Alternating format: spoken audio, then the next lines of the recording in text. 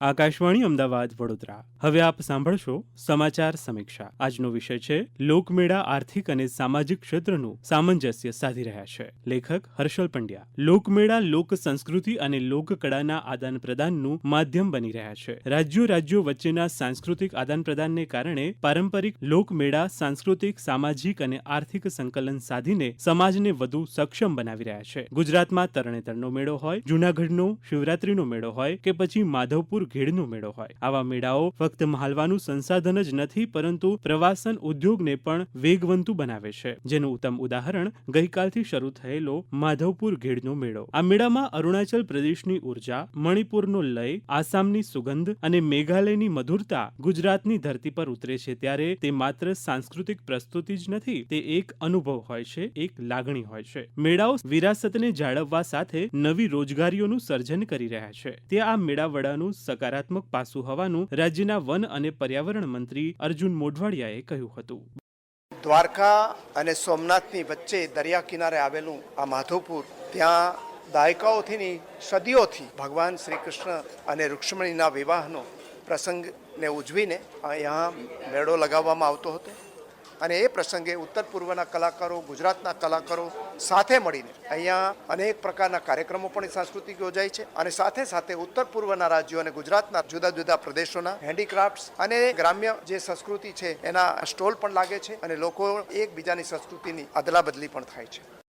ઉત્તર પૂર્વીય રાજ્યના રૂકમણી અને પશ્ચિમ ભારતના શ્રીકૃષ્ણનો આ મેળા દ્વારા થતો સાંસ્કૃતિક મિલાપ રાષ્ટ્રીય એકતાનું અનોખું પ્રતીક છે. ભગવાન શ્રીકૃષ્ણ અને ઉત્તર પૂર્વના રાજ્યના રૂકમણીજીનો વિવાહનો આ પ્રસંગ સદીઓ બાદ પણ આજે પણ એટલા જ ઉત્સાહ, ઉમંગ અને આનંદ સાથે ઉજવાય છે. સદીઓથી શરૂ થયેલી આ મેળાને માહલવાની પરંપરા આજના આધુનિક કાળમાં પણ એટલી જ ઉત્સાહ પ્રેરક છે. લોકજીવનના સાંસ્કૃતિક ધબકારને જીવંત રાખવાનું ઉત્તમ માધ્યમ બની રહેલા આ વિખ્યાત મેળાની ઉજવણીનો આનંદ બમણો ત્યારે થયો કે જ્યારે સરકાર દ્વારા વર્ષ 2018થી આ મેળાને રાષ્ટ્રીય સ્તરનું નવું સ્વરૂપ અપાયું. તેનાથી પ્રવાસન અને સ્થાનિક રોજગારીના નવા દ્વાર ખુલ્યા છે. આ મેળામાં પૂર્વોત્તર રાજ્યોના રાજ્યપાલ અને મુખ્યમંત્રીઓ તેમજ મંત્રીઓને સામેલ કરીને તેને રાષ્ટ્રીય સ્તરે લોકપ્રિય બનાવવાનો એક પ્રયાસ ગુજરાત સરકાર દ્વારા કરવામાં આવ્યો અને તેમાં સફળતા મળી છે. ઉત્તર પૂર્વની સામેલગીરીને કારણે દર વર્ષે ઉત્તર પૂર્વની લોકકળા અને સંસ્કૃતિને જાણવાનો પશ્ચિમ ભારતના ગુજરાતના રહેવાસીઓને લાહવો મળ્યો છે.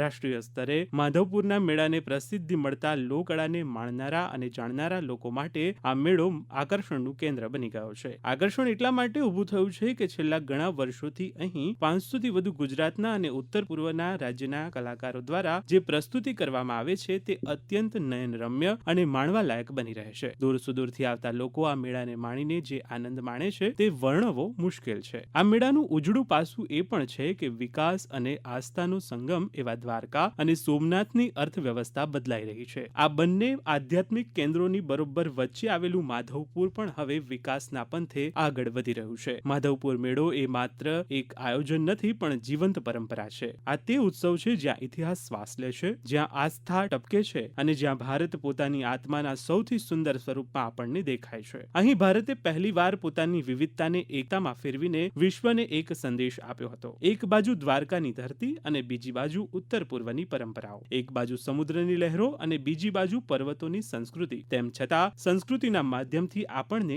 એક તાતણે બાંધ્યા છે, જે વિકાસ પણ અને વિરાસતપણની ભાવનાને સાર્થક કરે છે. આ મેળાના આયોજક એવા પવિત્ર યાત્રાધામ વિકાસ બોર્ડના સભ્ય સચિવ રમેશ મિર્જાએ જણાવ્યું કે એક ભારત શ્રેષ્ઠ ભારતના દ્રષ્ટિકોણને સાકાર કરવા માટે ગુજરાત સરકાર મક્કમતાથી આગળ વધી રહી છે. માધવપુરનો મેળો હવે માત્ર પ્રાદેશિક કે સ્થાનિક મેળો રહ્યો નથી, પરંતુ તેને રાष्ट्रीय અને आंतरराष्ट्रीय સ્તરે ખ્યાતિ મળી છે.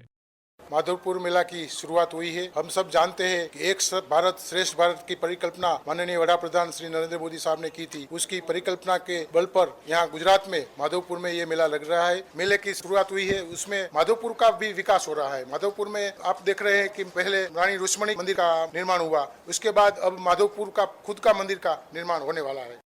આમ આ મેળો આપણી ધાર્મિક અને સાંસ્કૃતિક વિરાસતને જાળવી રાખવાની સાથે રાષ્ટ્રીય એકતાને વધુ મજબૂત બનાવે છે. હમણાં જ આપ સાંભળી રહ્યા હતા સમાચાર સમીક્ષા. આજનો વિષય હતો લોકમેળા આર્થિક અને સામાજિક ક્ષેત્રનું સામંજસ્ય સાધી રહ્યા છે, જેના લેખક હર્ષલ પંડ્યા, રજૂઆત કરતા કરણ મકવાણા. પ્રસારણ આકાશવાણી અમદાવાદ વડોદરા કેન્દ્ર પરથી કરવામાં આવ્યું.